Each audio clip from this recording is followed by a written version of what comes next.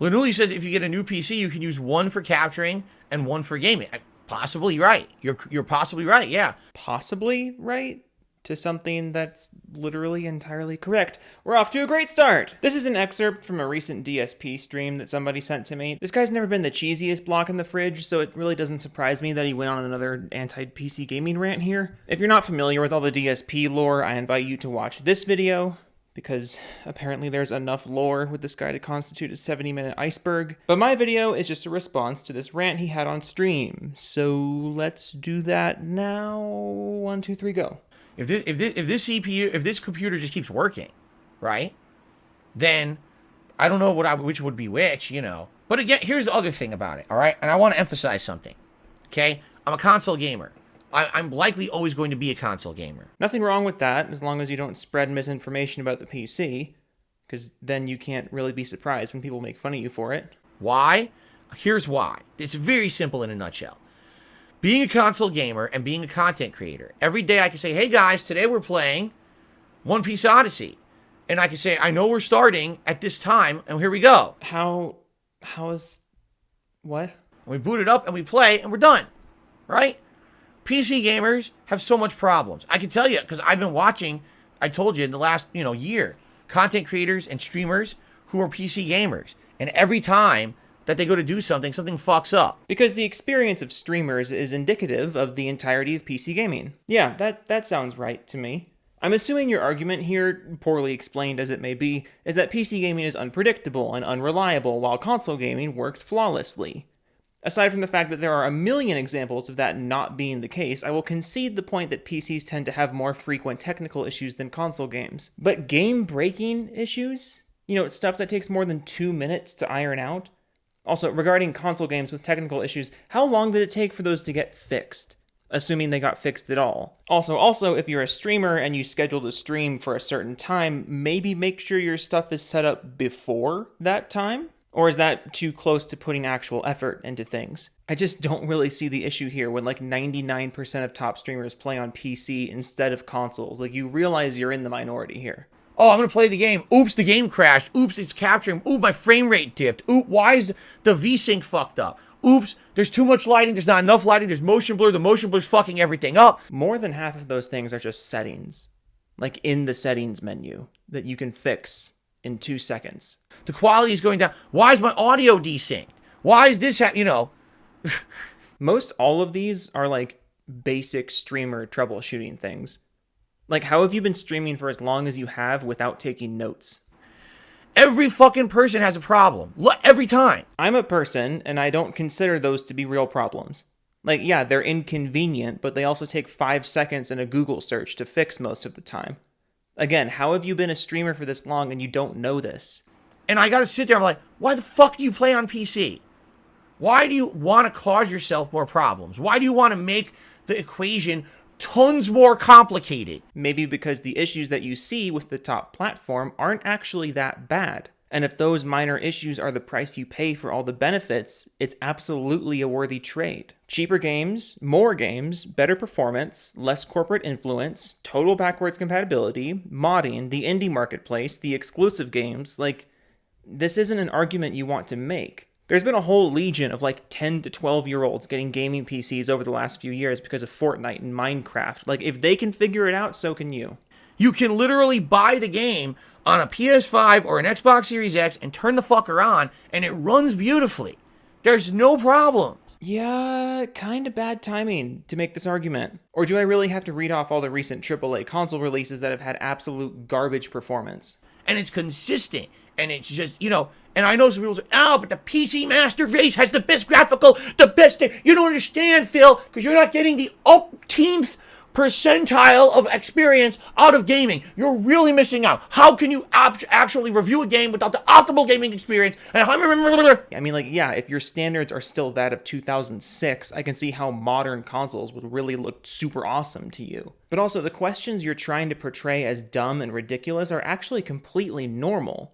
If you had the option to play games with better performance, which you obviously do, why wouldn't you? And the thing is, too, there absolutely are reasons to prefer consoles to PCs, but none of the things that you said were actual reasons. It's just you complaining and ignoring obvious solutions to your problems. I just don't get it. I mean, 15 years I've been a content creator. 15 years. For 99% of the time, I play games on console. You've been a content creator for 15 years and you haven't noticed console standards going down? Like, you haven't noticed that the technical standards for the later 360 and PS3 games are somehow still where a lot of AAA games launch? You still haven't noticed that the PC has a hilarious number of perks that you're never going to get on a console? And you still haven't figured out basic troubleshooting things like motion blur being turned on or your OBS audio being out of sync? You proclaiming to the world that you don't understand these things isn't a flex. It's literally the problem. Has my content been terrible because I don't play on PC? Of course not. It's been terrible for other reasons. Right? I mean, every once in a while, maybe I miss out on a PC exclusive game, but what ones? Battle Royale games? I love when console peasants do this. They act like there's no big PC exclusives when some of the biggest games in the world have always been PC exclusive. Like, most of the biggest esports in the world are PC exclusive. Games like CSGO, Dota, League, StarCraft. And when you brought up Battle Royale games, it's as if that's where it ended, but how soon we forget that PUBG was the biggest game in the world for like a year and a half before it was even available on consoles. And even after the console ports of PUBG came out, it took a while for them to build up a player base because performance was abysmal. But you also seem to think console games have never had technical problems, so I doubt you remember this. Right? What were the ones that were exclusive to PC that I didn't play? Shit that, who cares? Those games are dead. Yeah, World of Warcraft is dead, StarCraft 2 is dead, League of Legends is dead, Dota 2 is dead, Valheim is dead, Gmod is dead. Like, you want me to keep going? I'll keep going. Like, just because you aren't interested in them doesn't mean they don't exist or they have no audience. You know what I'm saying? It's so rare in the modern era when you get a game that you must play it on PC or else you're missing out. It just doesn't exist anymore. God, it's like you haven't been paying attention at all to anything outside your postcode. Like, you seriously don't remember Half-Life Alyx a couple years ago? Or Valheim? Or Arma? Or Escape from Tarkov? Or pretty much all of esports?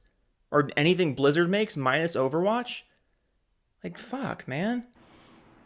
And it's hilarious because I keep hearing the dumbest shit like, oh, I bet in the next, there's only going to be one more console. Gen consoles are done, bro. It's just going to be PCs. You're a fucking idiot. Yeah, the people who think consoles are going to go away forever probably aren't right, but as time goes on and the PC continues to be more appealing to consumers, don't be surprised if consoles do their best to adopt more aspects of the PC in an attempt to keep up. It's the opposite. Game developers would much rather develop for consoles than PC. Really? Because there's dozens of examples of developers coming out and just flat out saying consoles are holding game development back.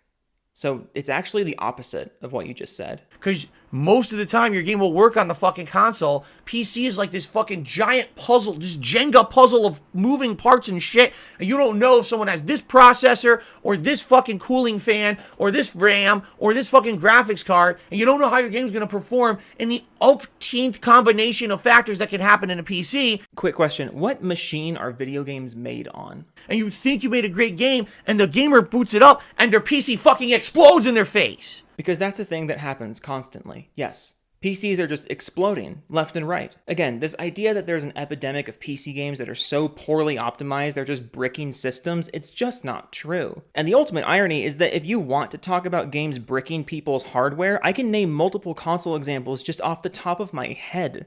So maybe you don't want to do that. Why would you want to develop for that? Because it's less restrictive and has a bigger audience. Yeah, who would want that, right? I just don't get it. You're the only person I know of who's made a decade-long career out of not getting it. So again, I'm not crazy. I don't. When people say get a new PC, and I have one PC dedicated to capturing and the other play PC games, why do I even need the fucking PC game PC?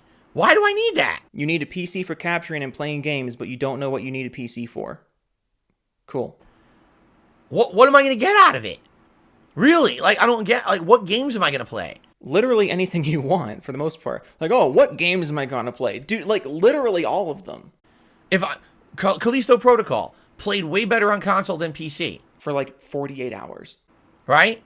Imagine if I bought it for PC, not crashing, corrupting, fucking up. Look, not denying that Callisto ran like pure ass on PC when it came out, but also I feel like we need to set some parameters here with game performance. Like, yeah, Callisto ran like ass, and the console version was better on launch day. But what do you define as good performance? Because personally, if a game is targeting 60 FPS and it doesn't get above that, I don't consider that to be good performance. But that's what you're paying $70 for on console nowadays, assuming it even gets to 60 FPS. And that's just the first parameter I can think of, but there's a lot more to game performance than just the rate of crashing or stuttering. And again, Callisto was busted for the first few days and is now superior on PC. Not excusing the launch, but rather pointing this out as yet another example of a game that got fixed up much quicker and much more dramatically on the PC, whereas console games with shitty performance often never get fixed at all. And even if they do get fixed, they're usually still targeting performance caps that would be unacceptable on the PC. It was mere weeks ago that the whole Forspoken thing happened, and it's only a matter of time until that same kind of controversy is repeated. That is, unless you stop blindly defending consoles and bashing PCs like this, but that's not going to happen. Now, sorry guys, can't do the playthrough. The game won't work on PC, right? Why put myself through that shit? Doesn't make any sense. My favorite thing about streamers who say stuff like this is the fact that at no point does it ever cross your mind, hey, this game came out totally busted, why don't I just not play it and not give the publisher my money until it's fixed? Like, have you ever noticed that? Like, so many streamers will whine up and down about a game that has performance issues because something, oh, I can't stream it. But the thought never crosses their mind that they could just wait a day or two and not pay for a broken product.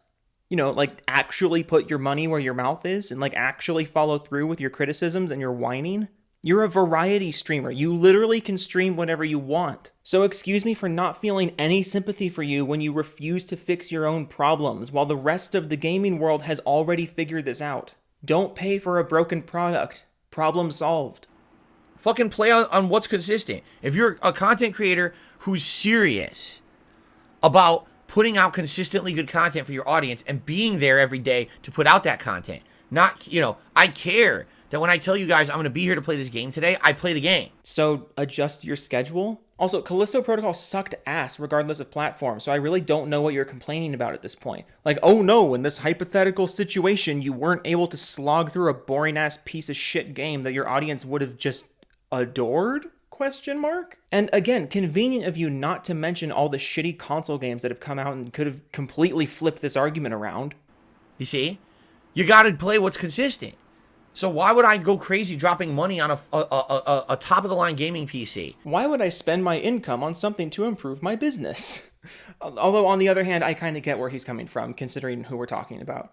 Like, this dude has been grifting by for like 15 years, so I guess he has a point, Like, why would he do anything differently? And then the first fucking game we go to play, it doesn't work.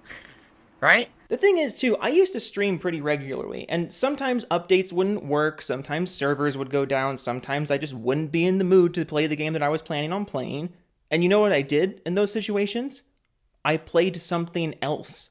Because if you're a half-decent streamer or a half-decent entertainer, your viewers will be there for you. If you're afraid of losing your audience because you're not playing a specific game, maybe you're just not that entertaining. And again, if you absolutely are like a hobbyist or an enthusiast and you're into that shit, that's fine. I'm really not. I used to be.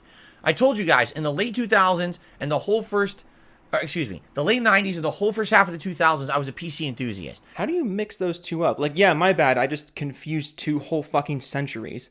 I bought all my components online separate. I built these PCs myself. I built 2 Intel PCs and 1 AMD PC. It's always really weird when people use this kind of wording. Like, I have an AMD CPU, but I would never call my build an AMD PC. Because it's not. Like, if you know anything about computers, you know there's way more to them than that. Okay? And I had the network in my parents' house, and I would play Unreal Tournament and Quake and other games where my friends would come over. Weren't you complaining a few minutes ago that there aren't any PC exclusives? And we would play these games together in the house, sitting, different rooms of the house, teaming up, and, it was fun. It was neat.